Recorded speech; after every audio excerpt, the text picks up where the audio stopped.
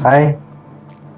ये second episode है हमारा ऑस्टियोआर्थराइटिस ऑफ नी के बारे में, जिसमें मैंने लास्ट एपिसोड में डिस्कस किया था ऑस्टियोआर्थराइटिस नी जॉइंट पेन, इसके बारे में।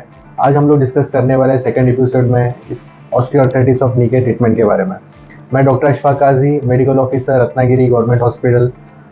फर्स्ट जो चीज़ है जॉइंट के बारे में जो मैं बताना चाहता हूँ ट्रीटमेंट पॉइंट ऑफ व्यू से, वो ये है कि diet and medicine. Knee joint को डैमेज करने वाली मेनली दो चीज़ें हैं। एक है प्रोसेस्ड शुगर, जिसे कहते हैं वाइट शुगर।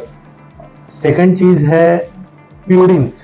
प्यूरिन्स ऐसी चीज़ है जो यूरिक एसिड को as a end product release करती है प्यूरिन के मेटाबॉलिज्म में। और यूरिक एसिड ऐसी चीज़ है जो जॉइंट को पूरी तरह से कुरेद के डैमेज करती है। Gout for example uric acid का एक डिसीज है। लेकिन ये जो दोनों चीज़ें हैं, एक साइड में वाइट शुगर है और एक साइड में प्यूरिन्स है। तो वाइट शुगर पैदा करता है प्रो इन्फ्लेमेटरी चेंजेस, मतलब वाइट शुगर की वजह से जॉइंट्स और मसल्स में इन्फ्लेमेशन आता है। यूरिक एसिड की वजह से कार्टिलेज और जॉइंट डैमेज होता है।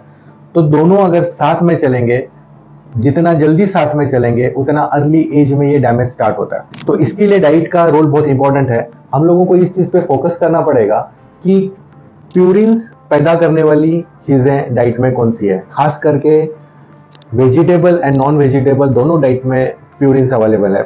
ज़्यादातर रेड मीट नॉन वेज में, और वेजिटेबल में there are for example cabbage जो प्यूरिन्स पैदा करता है।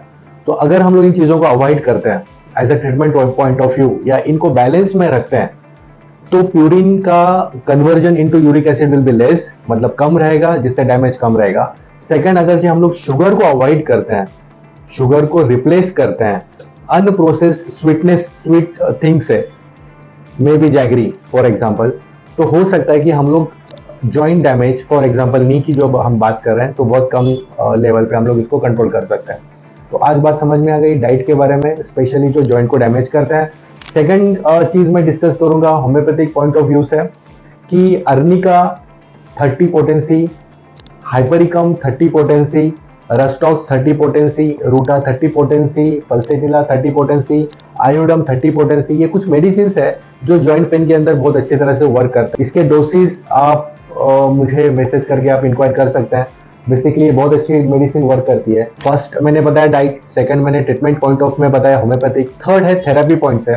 थेरापी पॉइंट से अगर आयुर्वेदिक थेरापी का अगर हेल्प लेते हैं, स्नेहन स्वेदन विथ मेडिसिन, आयुर्वेदिक के जो स्नेहन स्वेदन में यूज होते हैं फॉर एक्सटर्नल एप्लीकेशन, तो रिजल्ट जो है ट्रीटमेंट में जॉइंट पेन में बहुत अमेजिंग है। इतना अमेजिंग है कि पेशेंट हमारे जो है ये 3 to 8 डेज के अंदर रिस्पॉन्स करते हैं, स्वेलिंग कम आता है, पेन रिलीफ होता है, मोबिलिटी इंक्रीज होती है। तो आज के एपिसोड के अंदर मुझे जो कहना था कि treatment point of joint pain specially knee, diet is a first factor, second medicine, homeopathic I suggested, third I suggested about Ayurvedic therapy.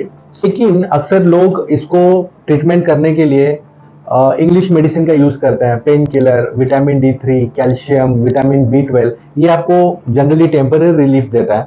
अगर डाइट कंट्रोल ना हो तो डैमेज कंटिन्यू रहेगा, पेन किलर का सपोर्ट रहेगा तो आगे चल के किडनी डैमेज या अदर साइड इफेक्ट का डर हमेशा लगा रहेगा। लेकिन अगर से नेचुरली अगर इन चीज़ों को फॉलो किया जाए, तो बहुत बार अक्सर मेरे केसेस के अंदर डैमेज जॉइंट रीजनरेट होता है।